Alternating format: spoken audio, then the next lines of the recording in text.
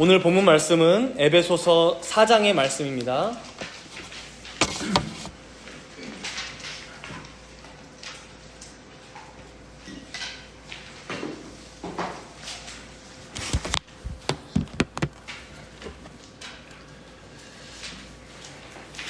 에베소서 4장 1절에서 16절까지 말씀인데 신약성경 312페이지에 있습니다.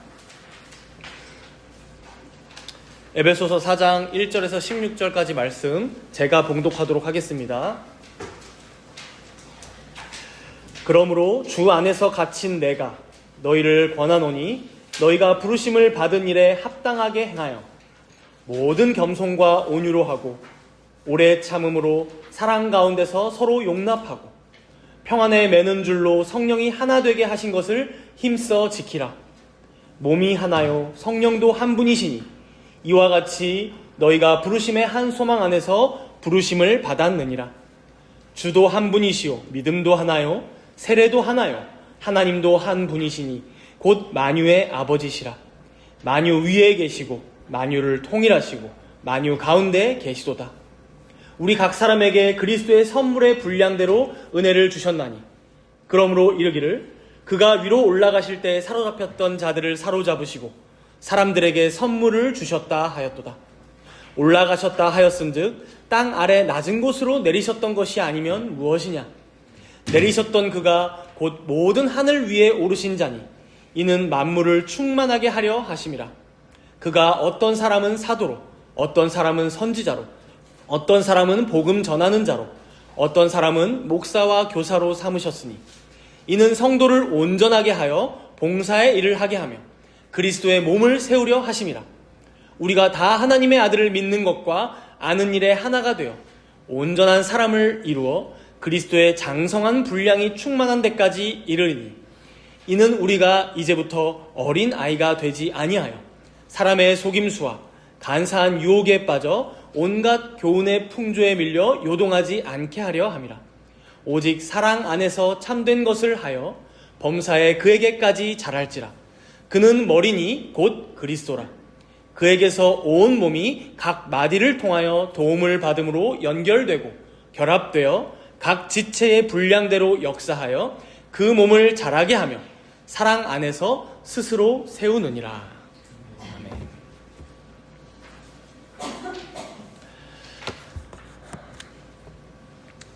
오늘은 본문 말씀을 통해서 하나 되게 하신 것을 힘써 지키라 라는 제목으로 함께 은혜를 나누고자 합니다. 오늘 본문은 에베소서 4장입니다. 에베소서 말씀을 보시면 총 6장으로 이루어져 있어요. 1장부터 6장까지.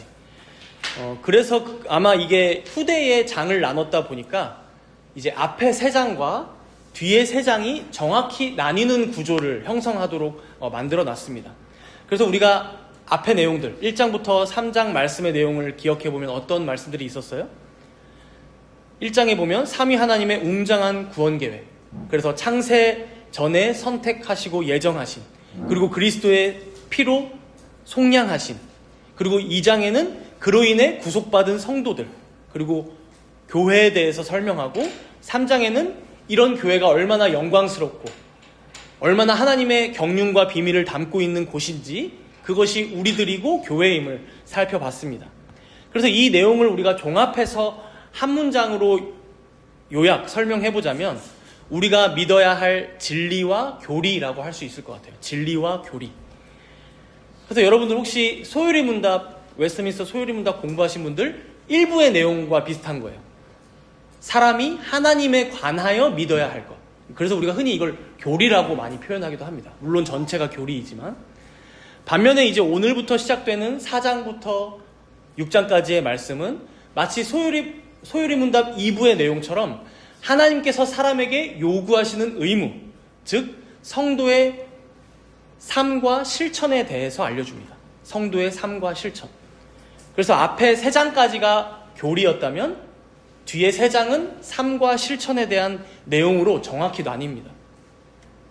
즉 이 교리와 삶, 믿음과 행함이 아주 절묘하게 반반씩 배치되어 있는 책이 바로 이 에베소서 말씀이라는 거예요. 우리 본문, 오늘 본문 1절 말씀 함께 읽어봅시다. 에베소서 4장 1절 말씀. 이제 삶과 실천이 이렇게 시작되는 거예요. 다 같이 읽습니다. 그러므로 주 안에서 갇힌 내가 너희를 권하노니 너희가 부르심을 받은 일에 합당하게 행하여. 그러므로 라고 시작하죠. 즉 앞에 3장까지 이 풍요로운 진리의 말씀들, 이 교리에 대해 너희들이 들었다면 그러므로 이제 내가 너희에게 권한다. 뭐라고 말씀해요? 너희가 부르심을 받은 일에 합당하게 행하라. 합당하게 행하라. 여기서 이제 우리가 주목할 단어가 합당하게라는 단어예요. 이 합당하다라는 단어의 어원을 보면 무게가 같다라는 의미예요. 무게가 같다. 저울의 수평을 맞추다라는 의미입니다. 이게 무슨 의미일까? 여러분들 이 1절이 딱 어디에 있어요? 1장과 3장, 4장과 6장 정확히 딱 이 반절을 놓고 중간에 저울을 세운 거예요. 그래서 저울의 한쪽 접시에 우리가 앞에서 배운 1, 2, 3장의 내용들, 그 엄청난 구원의 은혜, 선택과 예정, 그리스도의 속량, 교회, 경륜, 이런 교리적인 내용들을 딱 한쪽에 올려놓았다면 이제 반대편 접시에는 뭐가 올라가야 됩니까? 이 진리, 이 교리에 걸맞은 우리의 삶, 우리의 실천의 무게가 올라가고 그게 합당하게 균형을 이뤄야 한다 라고 말씀하는 거예요. 즉 교리와 삶이 그리고 믿음과 행함이 균형이 맞아야 한다. 한쪽으로만 쏠리면 안 된다라고 말씀하는 거예요. 가끔 우리도 어떠합니까?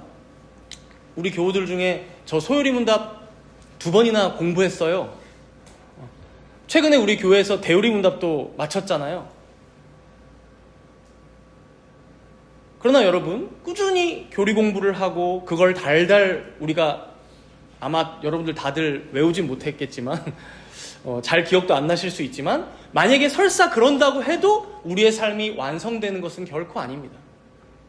내가 대단한 믿음의 사람이라는 것을 그런 공부의 양이 결코 보장해주지 않는다는 거예요. 물론 바른 교리적인 지식을 배우고 익히는 것은 너무나 중요하고 교회가 마땅히 해야 하고 신자라면 당연히 해야 할 일입니다. 그러나 이러한 지식을 늘리는 것에서만 그친다면 저울은 한쪽만 무거워지고 삶과 실천은 가벼워지고 무너져버리고 맙니다. 그렇다면 우리가 왜 계속해서 교리를 공부하고 말씀을 배우고 묵상해야 합니까? 이런 바른 지식이 토대가 될 때 비로소 참된 삶, 실천, 이 행함도 여기에서 바로 연결되어서 나오기 때문이에요.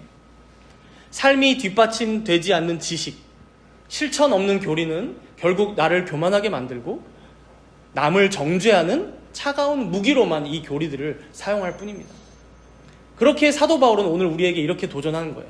너희가 부르심을 받은 일에, 너희들이 이런 거를 잘 배우고 너희가 교회로 부르심을 받았다면 이제 뭐예요? 합당하게 행하라.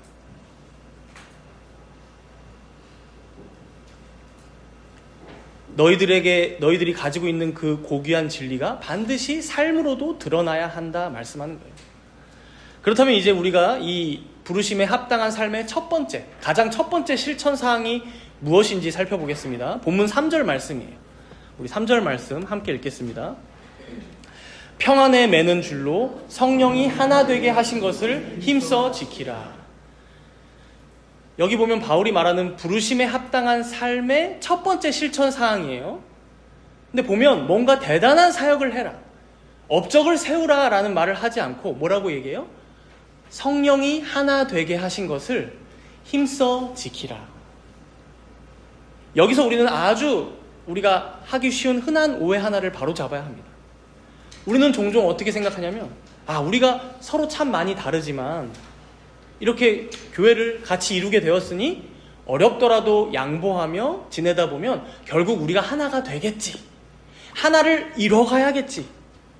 즉 하나 되는 것이 마치 우리 교회의 숙제인 양, 나의 굉장한 과업인 양 생각할 때가 있어요. 그러나 오늘 성경은 뭐라고 말씀합니까? 하나됨을 만들라라고 하지 않습니다. 이미 성령께서 하나 되게 하신 것을, 그러니까 이미 하나는 되었어요. 그것을 힘써 지키라. 하나됨을 창조하는 것이 아니라 이미 교회로서 하나이니 바로 이 영광스러운 일치를 너희들 보존하고 유지해.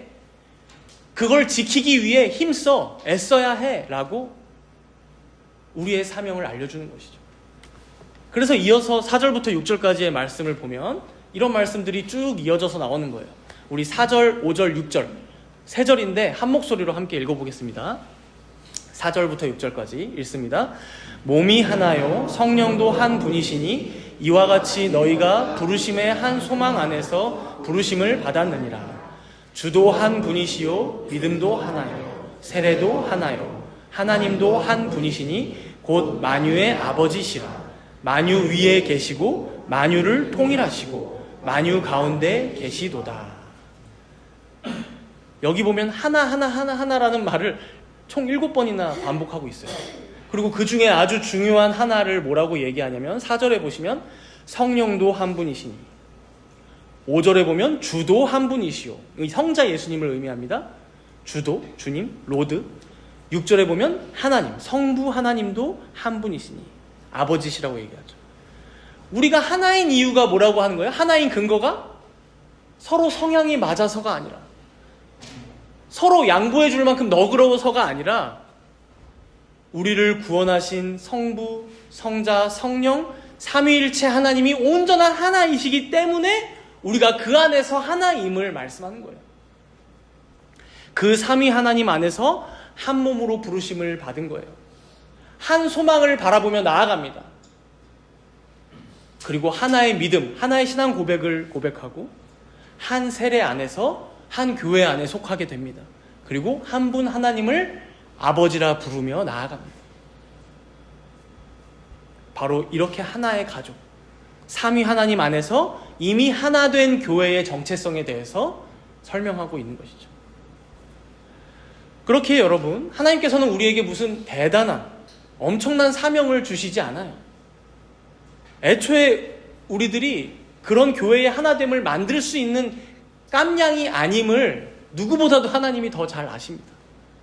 다만 이 하나님께서 자신의 보편교회 가운데 허락하신 이 일치, 이 하나됨을 너희들 지켜가는 것만도 잘하는 거야. 지켜라. 한번 여러분들 이 땅의 교회들을 한번 되돌아보십시오. 왜 분열합니까, 교회들이? 이미 하나임을 우리에게 허락하셨는데 왜 교단은 분열하고 지역마다 모이는 교회들은 흩어지게 돼요? 작은 소규모의 공동체마저 찢어지고 하나 되기가 이토록 왜 힘듭니까? 이 교회를 이루고 있는 우리들의 죄 때문입니다. 우리들의 죄, 우리들의 연약함 때문입니다.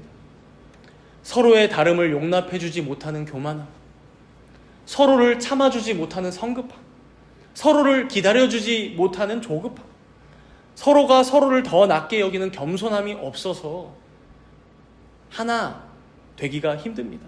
하나임을 유지하지를 못합니다. 그래서 오늘 본문 2절에서 이렇게 말씀하는 거예요. 우리 2절 말씀 함께 읽겠습니다. 읽습니다. 모든 겸손과 온유로 하고 오래 참음으로 사랑 가운데서 서로 용납하고. 여러분들, 하나됨을 힘써 지키기 위한 방편으로 성품에 대해서 가장 먼저 얘기하고 있어요. 성품에 대해서. 교리교육해, 더 열심히 모여, 이런 열심을 요구하지 않고 성품을 얘기하고 있어요. 그래서 하나됨을 지키기 위한, 교회의 연합을 위한 4가지 덕목이죠. 겸손, 온유, 오래 참음, 용납. 첫 번째로 겸손이 무엇입니까? 우리가 겸손하다 그러면 막 그저 굽신거리고 자신을 막 깎아내리는 이런 비하만 얘기하는 줄 아는데, 진정한 겸손은 내 삶의 중심에서 나를 끌어내리고 내 옆에 형제 자매를 진심으로 나보다 낮게 여기며 더 귀하게 여기며 그를 중심으로, 그의 입장에서 그를 대접하는 것을 겸손이라고 얘기합니다. 두 번째로 온유는 무엇입니까? 가끔 우리는 온유하다 하면 그냥 사람이 맹한 걸 온유하다고 오해할 때가 있어요. 그러나 이런 건 진정한 온유가 아니죠. 오히려 그에게 힘이 있는데, 그러니까 복수할 힘도 있고 성낼 권력도 있고 따져 물을 지식, 논리도 있는데 하나님의 주권을 믿기에 자신의 권리를 기꺼이 내려놓는 거룩한 자제력, 통제된 강함을 성경은 온유라고 얘기합니다. 온유. 강하지만 통제하는 것. 우리는 어떻습니까? 우리의 가족들에게, 혹은 교회의 교우들에게, 혹은 주변의 이웃들에게 너무 쉽게 성내며 살아가지는 않으십니까? 그렇게 하나님께서 쓰라고 주신 힘이 아닌데 오히려 하나님께서 허락하신 이 하나됨, 이 일치를 무너뜨리는 데 우리의 혈기를, 우리의 힘을 사용하지 않냐라는 것이죠. 온유함입니다. 세 번째로 오래 참음이죠. 우리는 종종 내 가족들을 보면서도, 교회 생활을 하다가도 도저히 이해가 안 돼서 당장에 콕 집어서 지적을 해주고 싶을 때가 많습니다. 분명히 옳은 말 해줘야 할 때가 있어요. 그러나 여러분, 그 한마디를 하기 위해서 우리는 오래 참아야 합니다. 왜요? 우리 안에 상대방을 향한 사랑이 무르익어야 그 옳은 말이 그에게 진짜 좋은 조언으로 가 닿기 때문입니다.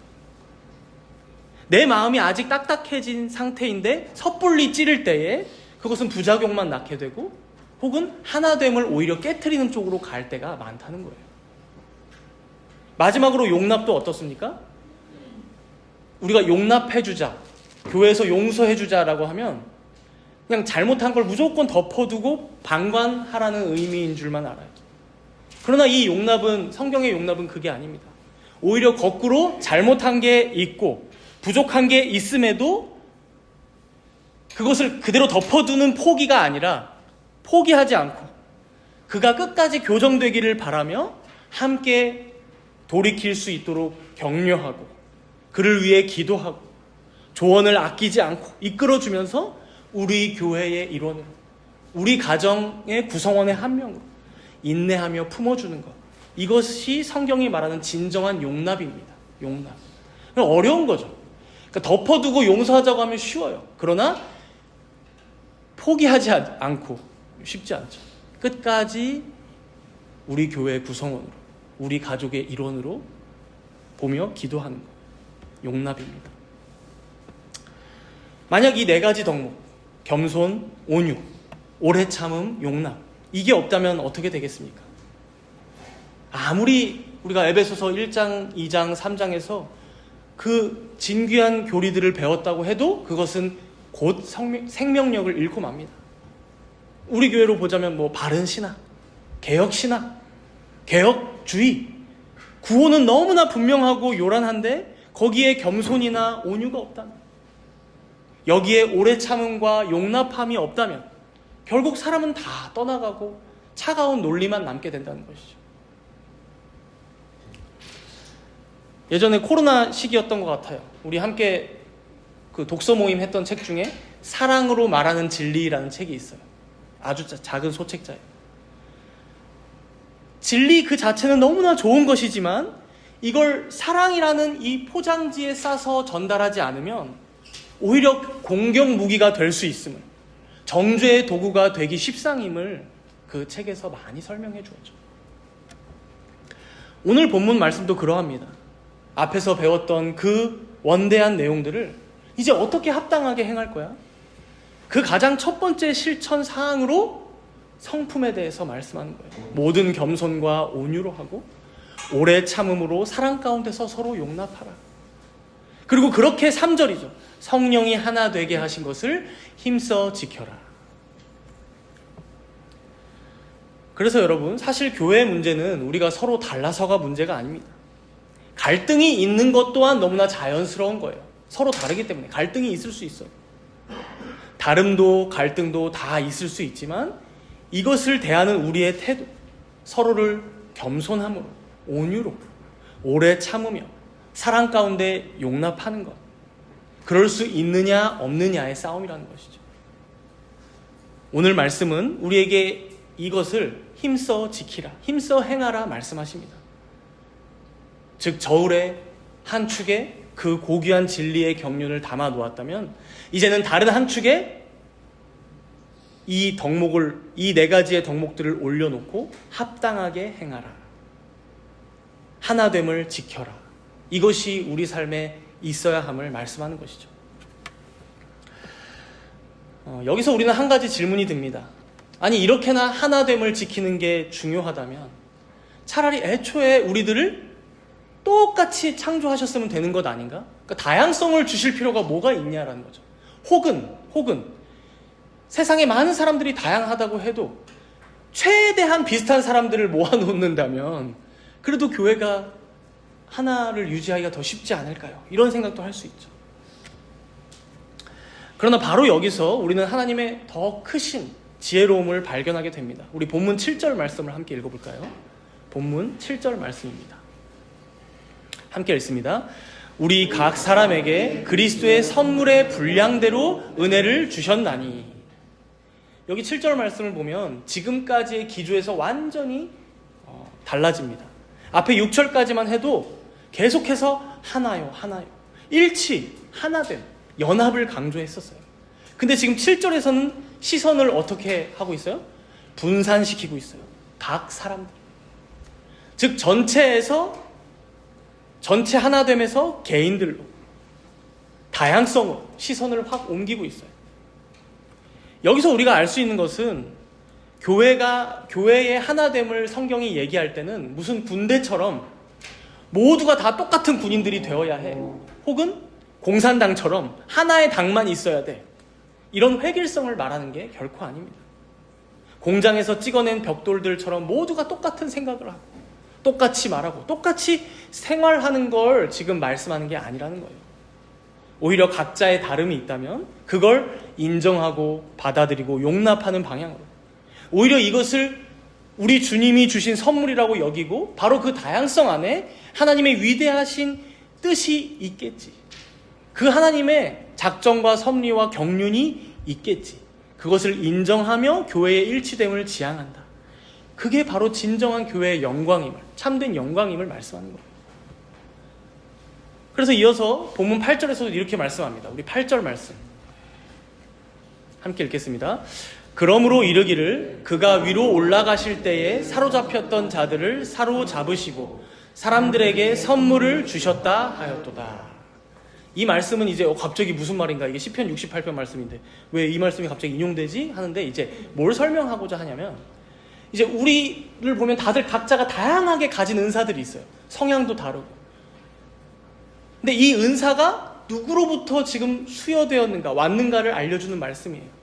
여기서 위로 올라가시는 이 말씀은 이제 승천하시는 예수님을 마치 개선장군처럼 표현하는 거예요. 그래서 어떤 왕이 전쟁에서 승리하고 돌아오면 어때요? 개선문을 탁 지나서 그럼 백성들이 막 나와서 꽃가루를 뿌려주죠. 막 축하해주고 환영해줍니다. 그럼 왕이 어때요? 전쟁에서 취해온 그 전리품들을 백성들에게 다 나눠주죠. 그게 뭐 돈이든 보물이든 각종 진귀한 물건들이든 그걸 다 나눠줄 거예요. 지금 8절의 말씀은 마치 이렇게 설명하는 거예요. 이 땅에서 모든 구원 사역을 마치신, 즉 이 영적인 전쟁에서 최종적으로 승리하신 예수님께서 부활하시고 하늘로 올라가실 때, 즉 승천하셨을 때 자기 백성들을 얽매고 있던 죄와 사망, 그 사단의 권세들을 완전히 사로잡으셨다. 그들을 통해서 전리품을 취하셨다. 그렇게 이 전쟁을 완전히 끝내시고 이제 자기가 취득한 그 구원의 은덕들을 자기의 백성들에게, 자기의 교회에게 다 선물로 나눠주셨다. 근데 이 선물들이 어떠하다는 거예요? 오늘 본문에서 여러 구절에서 설명하듯이 그 선물이 각 사람마다 다 다르고 다양하다라는 거예요. 그럼 여러분 생각해 보세요. 이제 분량의 차이가 있어요. 많고 적음의 차이도 있고 종류의 차이도 있어요. 근데 이게 다 선물이에요. 그럼 여러분, 누군 좀 많이 주고 누군 좀 적게 줬다고 우리가 서로 비교할 필요가 없는 것이죠. 혹은 원망하거나 불평할 이유도 없는 것입니다. 누군가 많이 받았다고 좀 적게 받은 사람을 보면서 쟤는 왜 저거밖에 못해? 비난할 수 없고, 좀 적게 받은 것 같은 사람이 난 예수님께서 너무 주시지 않았어 라면서 좌절할 필요도 없다는 거예요. 오늘 본문 말씀에 있는 이 7절 말씀을 여러분 믿으시기 바랍니다. 7절 말씀 뭐라고 말씀해요? 우리 각 사람에게 그리스도의 선물의 분량대로 은혜를 주셨나니. 내성적인 성격이십니까? 우리 교회 특별히 내성적인 성격들이 많아요. 하나님께서 주신 귀한 선물입니다. 똑똑하세요? 은사입니다. 돈을 남보다 조금 더 버십니까? 하나님이 주신 선물입니다. 근데 왜 차등이 있어요? 똑같이 많이 주시지 차라리. 여러분, 나보다 나를 더 잘 아시는 주님께서 나에게 꼭 알맞은 분량대로 주신 거예요. 가장 선하게 우리에게 수여하신 거예요. 나는 다 모르지만 정확하게 책정해서 주신 것입니다. 그러니 여러분, 우리가 이것을 믿는다면 이제는 나에게 주신 이 은사와 선물을 다만 내 것이라고 꼭 움켜쥐고 나를 위해서만 사용할 게 아니라 남을 위해서, 이웃들을 위해서, 또 교회를 위해서 섬기는 은사로, 선물로 활용해야 한다는 거예요. 그게 바로 각 사람에게 주신 분량대로 교회를 섬기는 하나됨의 원리입니다. 이 중에 이제 대표적인 은사들을 소개하고 있어요. 우리 이어서 11절 말씀 함께 읽겠습니다. 11절 말씀입니다. 그가 어떤 사람은 사도로, 어떤 사람은 선지자로, 어떤 사람은 복음 전하는 자로, 어떤 사람은 목사와 교사로 삼으셨습니다. 여기 보면 이제 하나님께서 교회에 주신 아주 공식적인 은사, 선물, 이제 공식적인 직분에 대해 말씀해요. 교회 안에 있는 대표적인 은사들이라 볼 수 있습니다. 물론 교회에 여러 은사들이 많지만 이제 다른 성경 구절은 더 많은 은사들을 소개하기도 하지만 여기서는 이것만 소개해요. 근데 여기서 우리가 이 직분들을 좀 구별해서 정리하고 넘어가면 좋을 것 같아요. 기억하시면 좋아요.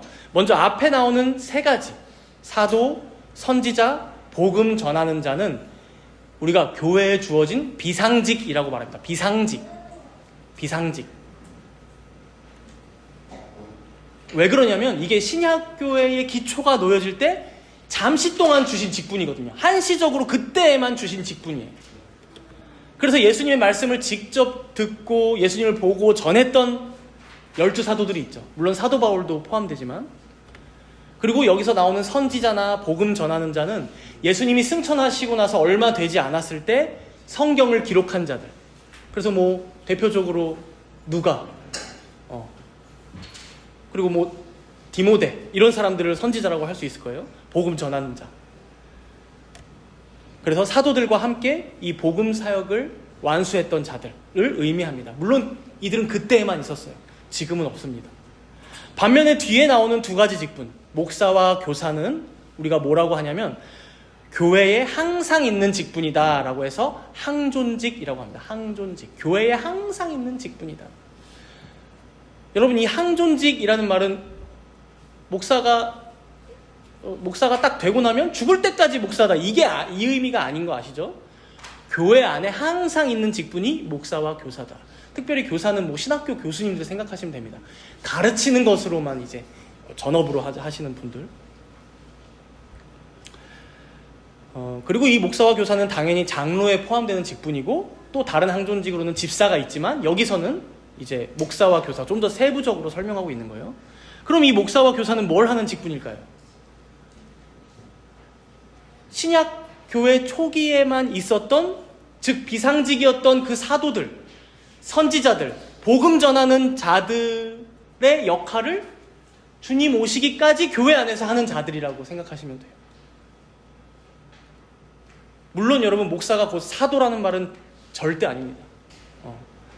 지금도 하나님께서 사도를 세우신다. 이걸 우리는 신사도주의라고 이단이라고 합니다. 이단 분들이 가끔 내가 사도다. 예수님의 말씀을 그대로 전한다. 뭐 이런 분들 가끔 있어요. 여러분, 분명히 사도의 직분은 한시적이었지만 사도들이 남겨준 그 하나님의 말씀, 하나님의 가르침이 있어요. 그걸 누군가는 계속해서 이어서 교회에, 성도들에게 전할 책임이 있는 거예요. 그래서 교회 안에 하나님께서 허락하신 직분이 목사와 교사다.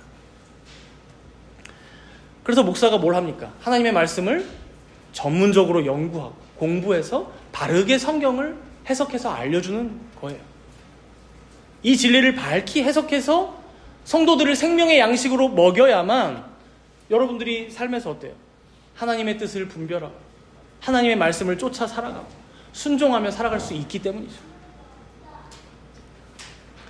이제 이들의 섬김으로 12절의 말씀이 이루어지는 거예요. 우리 12절 말씀 함께 읽을까요? 12절 말씀 함께 읽습니다. 이는 성도를 온전하게 하여 봉사의 일을 하게 하며 그리스도의 몸을 세우려 하심이라. 먼저 우리가 이 12절 말씀을 해석할 때 두 가지 오해를 경계해야 합니다. 첫 번째 오해는 사제주의예요. 뭐냐면 바로 앞에서 목사와 교사, 이 직분에 대한 얘기가 나왔다 보니까 여기 12절에 나오는 이 역할들을 다 목사와 교사만 할 수 있다라고 해석하는 거예요. 즉 성도를 온전하게 하는 것도, 봉사의 일을 하게 하는 것도, 그리스도의 몸을 세우는 것도 성도들이, 일반 성도들은 못해. 목사와 교사만 할 수 있어. 그래서 중세 로마 가톨릭이 사제주의로 갔던 거예요. 성도들은 그냥 예배 구경꾼이에요. 실제 예배를 드리는 건 사제들입니다. 이게 사제주의예요. 요즘 한국 교회도 가끔 이런 교회의 기류가 있는 곳도 있어요. 성도들은 교회 와서 예배만 참석해. 와서 예배 드리고 밥 먹고 시키는 거 열심히 봉사하다가 돌아가. 교회는 누가 세워? 목사가 세우는 거야. 교역자들이 세워가는 거야. 이렇게 일부 특별한 사람들만 세우는 거야. 장로들만 세우는 거야. 또 다른 두 번째 오해는 이제 사제주의는 아니에요. 그러니까 이걸 다 목사가 하는 게 아니란 건 알겠는데, 그러니까 성도를 온전하게 세워서 그 성도가 봉사의 일을 하게 하고 그리스도의 몸을 세우게 하는 게 맞아. 주체성은 성도에게 갔어. 근데 이원론이죠. 뭐냐면 교회당 안에서만 봉사한다고 생각하는 거예요. 즉 세상에서 성도들이 한 주간 살아가는 삶은 이 12절이 설명하고 있지 않다는 거예요. 그래서 성도들이 가정이나 일터나 사회에서 사람을 만나고 자신의 과업을 세상에서 감당하고 이런 건 여기에 포함되지 않는다. 이런 이원론으로 해석하는 경우도 종종 있습니다. 이렇게 되면 어떻습니까? 교회의 하나됨, 그리고 하나님께서 교회에게 맡기신 사명은 교회당 안에서만 있다라고 해석하게 되는 것이죠. 무조건 봉사는 교회에 와서만 해야 하는 거예요. 성도가 온전해져서 세워갈 곳은 교회만 있는 거예요. 그러니 교회가 어떻게 해야 돼요? 주중에 모임을 많이 만들 수밖에 없죠. 예배도 많이 개설할 수밖에 없죠. 그래서 무조건 여기 교회당으로 오게 해서 식사 봉사하게 해, 찬양 봉사하게 해, 노방 전도 나가야 돼, 성경 공부 끊이지 않고 해야 돼, 교리 교육도 여러 번 해야 돼. 끊임없이 이 교회당 안에서만, 이 물리적인 이 장소 안에서만, 이 공간과 교우들의 관계 안에서만 헌신하게 해야 해. 그게 오라. 이게 두 번째 오해예요. 그러나 이 12절 말씀은 여러분 사제주의, 이원론 둘 다 말하지 않습니다. 먼저 사제주의가 아닌 성도 각자가 온전해져야 함을 말씀합니다. 그리고 그것을 위하여 목사와 교사는 교회에서 부지런히 성도들을 가르쳐야 한다는 거예요. 그래서 여러분 교회에서 뭐 공부한다 그러면 하기 싫으시죠? 저도 안 하면 편해요. 목사가 설교 준비 안 하고 교육 준비 안 하면 제일 편하죠. 세상에서 이만큼 꿀 보직이 어디 있어요. 근데 왜 꾸준히 교육해야 하고 또 성도인 여러분들은 교육을 받아야만 합니까? 바르게 알아야, 바른 신학 위에 오늘 본문의 말씀처럼 합당하게 행하는 바른 실천이 따라올 수 있기 때문입니다. 여러분들을 온전하게 세우라고, 그거 하나 하라고 목사를 교회에 세우셨는데 제가 이걸 안 하면 저는 직무유기예요. 직무유기. 저는 여러분들을 괴롭히는 게 저의 사명이에요. 싫다고 하면 하자고 하는 게 제 사명이에요. 또 한편으로는 이원론이 아니라는 것이죠. 교육을 잘 시켜서 그렇게 온전하게 해서 교회당 안으로만 맨날 나오게 하는 게 아니라 오늘 본문 10절 끝에도 여러분들 한번 보세요. 눈으로. 10절 끝에 뭐라고 나옵니까? 이는 하면서 만물을 충만하게 하려 하심이라. 만물을. 물론 교회도 충만하게 하시고자 우리들에게 이 각양의 선물들, 은사들을 주셨지만 더 크게, 더 넓게는 만물을 충만하게 하시고자 이 교회를 세우셨고 성도인 여러분들에게, 우리들에게 각종 다양한 은사를 선물로 주셨음을 말씀하는 거예요. 결국 여러분들이 온전케 되어서 봉사해야 하는 장소는 다만 이 교회당뿐만이 아닙니다. 주일만 그러한 게 아니라 여러분의 나머지 6일, 또 여러분이 살아가는 그 삶의 현장, 가정, 일터, 그리고 여러분들이 맡고 있는 여러 직무들이 많죠. 그 모든 것이 다 여러분이 하나님의 말씀으로 봉사해야만 하는 거룩한 현장이요, 거룩한 직무, 거룩한 직분들을 일하는 것입니다. 그렇게 여러분들 종교개혁자들이 아주 많이 말했던 게 있어요. 만인 제사장직이라고 했을 때에는 단순히 그냥 예배, 성도들도 예배 드릴 수 있고 성경 읽을 수 있어, 여기서 끝나는 게 아니에요. 목사와 교사만 거룩한 직분을 맡은 게 아니다. 혹은 장로나 집사만, 사제만 거룩한 직무를 수행하는 게 아니야. 성도인 우리 모두가 맡고 있는 일들이 다 거룩한 직무야. 하나님께서 우리에게 주신 소명이고 사명이야 라고 말씀하는 거예요. 그걸 개혁했던 거예요. 그러니 여러분들 방에서 때로는 방이 더럽혀지면 청소기를 돌리고, 또 어린 아이를 육아하고자 애쓰고, 혹은 회사 가서도 오늘 하루 뭐 했지? 서류 한 100장 복사하고 왔네. 그 복사기 돌리는 것도 여러분들의 거룩한 직무예요. 말씀으로 봉사해야 하는 주님이 맡기신 사명임을 여러분들 꼭 기억하시기 바랍니다. 이제 오늘 말씀의 결론부입니다. 우리는 지금까지 1절 말씀에서 합당하게 행하라, 그리고 3절 말씀에서 하나됨을 힘써 지켜라, 그리고 12절에서 성도를 온전하게 하여 봉사하게 하라 라는 말씀까지 확인했습니다. 그렇다면 이제 15절 말씀은 이렇게 각자의 은사로 지켜낸 교회의 하나됨이 결국 어디를 향해야 하는지 알려줍니다. 우리 15절 말씀 함께 읽겠습니다. 오직 사랑 안에서 참된 것을 하여 범사에 그에게까지 자랄지라. 그는 머리니 곧 그리스도라. 여기서 바울은 교회가 하나 되는 것의 궁극적인 비결을 딱 한 문장으로 요약해서 알려줘요. 앞에 나오고 있는데, 오직 사랑 안에서 참된 것을 하여. 여기서 참된 것을 하여라는 이 말은 다른 한글 번역본들은 거의 그렇게 해석 다 번역했더라고요. 진리를 행하여, 진리로 살아서, 그래서 진리를 행하다, 진리를 살아내다, 참된 것이 진리로 이제 번역한 말이라고 볼 수 있어요. 즉 오직 사랑 안에서 진리를 행하라. 마치 사랑으로 말하는 진리 같은 비슷한 느낌이죠. 지금 바울은 오늘 본문 전체의 가르침을 이 짧은 어구로 요약하고 있는 거예요. 생각해 보세요. 에베소서 말씀이 딱 3장까지 말씀만 있었다면, 그러니까 진리까지만 있고 뒤에 4, 5, 6장 사랑이 없다면 어떻게 돼요? 그 진리는 형제를 찌르는 무기가 되고 율법적인 정죄의 도구만 됩니다. 또 반면에 1, 2, 3장은 없어. 4, 5, 6장, 즉 사랑만 강조하고 앞에 참된 교리, 진리가 없다면 그건 어때요? 죄를 덮어주는 무책임한 방임이고 맹목적인 감상주의로 전락합니다. 우리가 우리의 교회들을 보면 교회의 하나됨이 깨지는 이유가 결국 무엇입니까? 사랑 또는 진리의 부재, 사랑, 진리를 수호하겠다고 하면서 형제를 향한 사랑을 잃어버릴 때 교회의 하나됨은 깨져버리고 맙니다. 그러니까 진리로 서로 잣대를 놓고 평가만 하다 끝나는 거죠. 다 깨져버려요. 반면에 사랑으로 품어주고 용서는 해. 근데 그 핑계로 하나님의 진리가 희석되고 타협하고 포기될 때 어떻게 돼요? 교회의 거룩성, 구별됨은 훼손되고 결국 교회는 무너지고 맙니다. 그러나 이 두 가지가 온전히 결합되어서 사랑 안에서 진리를 행할 때 비로소 우리들의 교회는 머리이신 그리스도에게까지 멈추지 않고 하나로서 자라가게 된다는 거예요. 즉 이 사랑과 진리로 인한 하나됨이 목적이 어디에 다 맞닿아 있어요? 우리의 머리이신 그리스도를 닮아가는 거예요. 그에게까지 자라감으로 회복되어야 함을 오늘 말씀은 보여주는 거예요.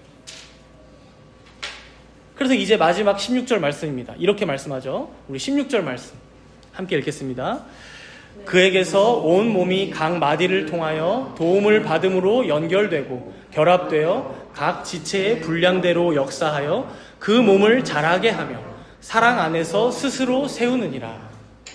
이 16절 말씀이 우리에게 무엇을 가르칩니까? 교회는 한두 명의 특출난 사람이 끌고 가는 조직이 아니라는 거예요. 그에게서 온 몸이 각 마디를 통하여 도움을 받으며, 이건 큰 지체든 작은 지체든 각 마디가 다 필요하다는 거예요. 즉 눈이 있으면 귀도 있어야 하고, 심장이 너무나 중요하면, 여러분 살아보시면 알지만 새끼손가락도 너무나 중요합니다. 이처럼 여러분들 한 명 한 명이 이 교회의 하나됨을 이루는 너무나 소중한 각 마디들이요, 지체들이라고 말씀하는 거예요. 그런데 우리가 각자 받은 은사와 분량대로 교회나 삶의 자리에서 섬기다 보면 어떻습니까? 우리는 성향도 다르고 가진 소유나 지식의 차이도 서로가 커요. 그러다 보니 필연적으로 삐그덕대고 부딪히며 갈등을 빚을 때가 찾아옵니다. 그러나 여러분, 바로 그 갈등의 순간이 오늘 말씀에서처럼 우리가 부르심에 합당하게 행해야 할 중요한 순간입니다. 그 갈등의 순간. 굳이 내 주장을 앞세우기보다 겸손과 온유함으로 상대방에게 대하고, 당장 쏘아붙이고 싶지만 오래 참음으로 내 마음 가운데 사랑을 더 키우고, 그렇게 용납의 길로 나아가는 것. 그것이 바로 우리들 각자가 묵묵히 감당해야 할 우리들의 분량이요, 하나됨을 지켜내는 일입니다. 그렇게 우리에게 주어진 작은 자리에서 일치를 지켜낼 때 비로소 우리들의 교회는 머리이신 그리스도에게까지 모두 함께 자라가게 될 것입니다. 그렇게 사랑하는 성도 여러분, 이제 우리는 또 다가오는 한 주를 맞이하게 됩니다. 어느새 달력을 보니까 4월 마지막 째주이고 이제 5월이 왔어요. 2026년도 금세 지나갈 것 같아요. 우리의 새로운 발걸음 앞에서 뭔가 대단한 일을 하려고 하면 나는 또 못하지 하고 여러분들 포기하고 돌아가실 수 있어요. 그러나 오늘 본문을 보세요. 성경은 여러분들에게 불가능한 일을 하라고 부추기지 않아요. 하나됨을 만들라고 하지 않고 하나됨을 지키라. 여러분들이 있는 그 자리에서 하나됨을 지키기를 위해서 힘쓰라.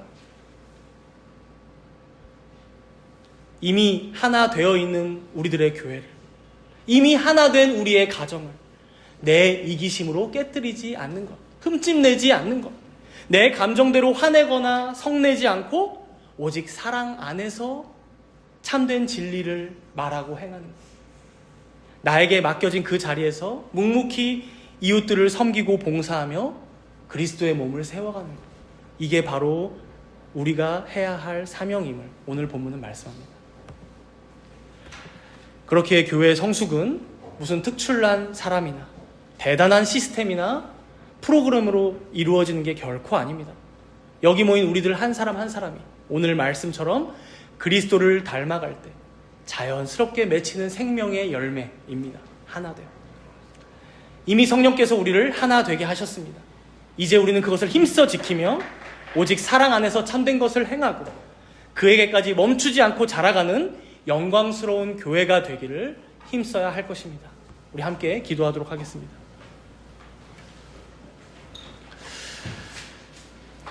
주님, 우리에게 이미 허락하신 이 온전한 하나됨을 우리들의 얄팍한 교만과 사랑 없음으로 깨뜨리지 않게 하옵소서. 사랑 없는 진리로 형제를 찌르지 않게 하시고 진리 없는 사랑으로 세상과 타협하지 않게 하소서. 이번 한 주간 거창한 업적을 쫓기보다 우리에게 주신 작은 자리들에서 사랑 안에 참된 것을 행하며 묵묵히 주님의 교회를 세워가는 모든 주님의 참된 권속들, 가족들 모두가 되게 하여 주옵소서. 우리 다 같이 이 결단의 마음으로 함께 간절한 기도로 나아가시도록 하겠습니다. 주님께서 작은 사명들이 있습니다. 주님은 우리에게 큰 거창한 것을 하라고 명하시지 않습니다. 우리에게 맡겨진 그 작은 자리에서 서로를 겸손하게, 온유하게, 또한 용납하며 오래 참음으로 대하는 것, 그것이 주님께서 우리에게 맡기신 하나됨을 지켜가는 일을 말씀하십니다. 주님, 우리가 지금으로 돌아갈 때에 이것을 주님 안에서 애쓰고 힘쓰기를 결단하며 돌아가게 하여 주옵소서. 우리 모든 남교회 성도들, 여기 있는 주님의 자녀들 붙들어 주셔서 이들을 통하여 주님의 그 장성한 분량에까지 이룰 수 있도록 우리들을 붙잡으시고 또한 교회의 머리이신 그리스도를 닮아가는 지체를 낼 수 있도록 주여 모든 각자의 자리에서 이것을 위하여 애쓰고 힘쓴 자를 되게 하여 주옵소서. 주님, 우리가 이것을 위하여 끝까지 포기하지 않고 인하지 않고 용납함으로 살아가는 모든 주님의 귀한 자를 되게 하여 주옵소서. 감사드리고 예수 그리스도의 이름으로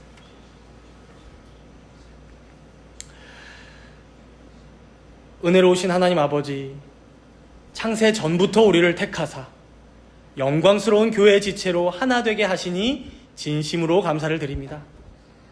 그러나 주님, 우리는 내 얄팍한 자존심과 이기심으로 주님이 묶어주신 평안의 줄을 너무나 쉽게 끊어버리며 살아왔음을 고백합니다.